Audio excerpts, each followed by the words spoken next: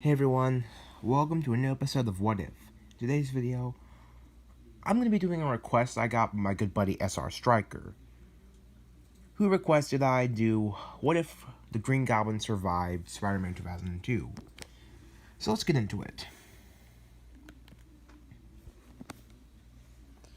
So we start off with the very first Sam Raimi Spider-Man movie. The plot, the film stays pretty much the same up until the moment where in canon, the Green Goblin tries to use his glider to kill Spider-Man. Here, instead of using his glider, he tries to throw a pumpkin bomb at him, but obviously Peter jumps out of the way of it, and it causes the building that they're in to catch on fire. Luckily, Peter manages to escape with Norman's unconscious body and delivers CPR. So, Norman awakens, and Peter soon discovers that he's basically forgotten everything that happened while the Goblin was in control of him. And he's also forgotten that Peter is Spider-Man. He returns Norman back home to the Osborn Manor. And the film ends, not with Norman's funeral, but with our main trio, Peter, MJ, and Harry, all going to college. Kind of like in the new animated series. Though it still ends with Peter rejecting Mary Jane, and we get the whole final swing. Moving on to Spider-Man 2, the best film in the Raimi trilogy, Fight Me. The basic plot of the film stays pretty much the same. The only difference is that Norman is in charge of Oscorp instead of Harry.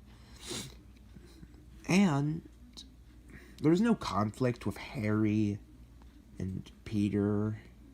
There's no conflict with Harry and Peter because they're still best friends.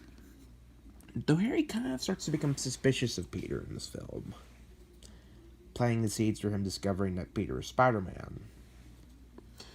Now, in the climax of the movie, Otto comes to Norman asking for the tritium.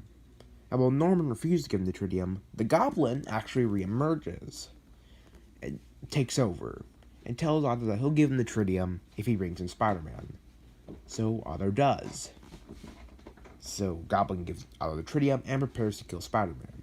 He removes his mask to watch a light leave his eyes, only to discover that, wouldn't you know it, Peter Parker is Spider-Man. And this shocking reveal causes Norman to regain control. And he's a little shocked that his son's best friend is Spider-Man, but he still gives Peter directions to Otto.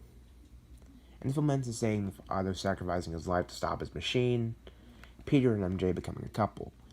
Except we don't get the whole, avenge me scene.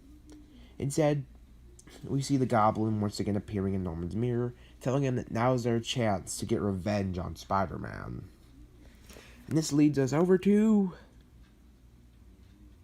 Spider-Man 3. The film pretty much stays the same, except instead of New Goblin, we have the original Green Goblin. Goblin attacks Peter not long after he leaves Aunt May's house and gets the ring. Not long after he leaves Aunt May's house with the ring. And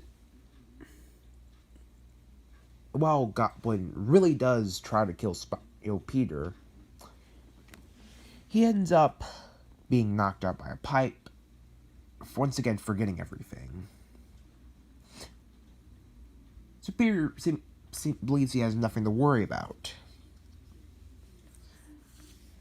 However, much like in canon, the next time we see the Goblin, not long after the Goblin reemerges, he and Peter have a little house fight. This is not long after, after Peter gets the symbiote, so he manages to kick Goblin's butt. Goblin once again tries to use a pumpkin bomb to kill him, only for Peter to throw it back at him, which, as Goblin is in his suit, it doesn't really do much, just kind of scuffs it up. Now, another difference, to the biggest difference in canon, the symbiote doesn't go off, after Peter separates from the symbiote, it doesn't go off and infect Eddie Brock. It actually goes off and infects Norman, turning him into the Red Goblin. who then goes off and finds the Sandman and tries to convince him to join him. But the Sandman doesn't want to work with him because he knows all the stuff Goblin's done in the past. However, Norman manages to basically blackmail him, kind of like in that one scene from Batman v Superman, where he reveals to Sandman that he has his daughter captive, and he will kill her if Sandman doesn't work with him. So Sandman works with him. They kidnap Mary Jane and lure Peter out. Peter has obviously has a hard time taking both of them on. Obviously with no help. Because Harry's not the new Goblin here. However, Peter manages to make it out. However, Peter does manage to stop both of them by throwing a pumpkin bomb at Sandman, blowing him up, and using a bunch of metal pipes and clangs them together to, remove the trigger the symbiote and remove it off of the Goblin. He throws a pumpkin bomb at it, but the Goblin tries to leap in, and much like in canon with Eddie Brock, once the explosion has occurred and the dust settles, there is no sign of the symbiote or the Goblin. Peter still forgives Sandman, who goes off to rescue his daughter. And rather than the whole emotional death scene with Harry, because, Harry's still alive, we see him and MJ making amends. And the film seemingly ends with a final swing, only for it to be revealed that it's actually Harry watching this on TV. He turns the TV off and turns to a portrait of his father, telling him that his death will not go unavenged, setting up Harry becoming the new Goblin in Spider-Man 4. I might make a sequel to this if you guys really want me to, but that, once again, it's kind of like a what if Peter gave Harry his blood in TASM 2 situation. It's only if you guys really want it. But anyways, thanks for watching, and I'll see you guys in the next video. Bye!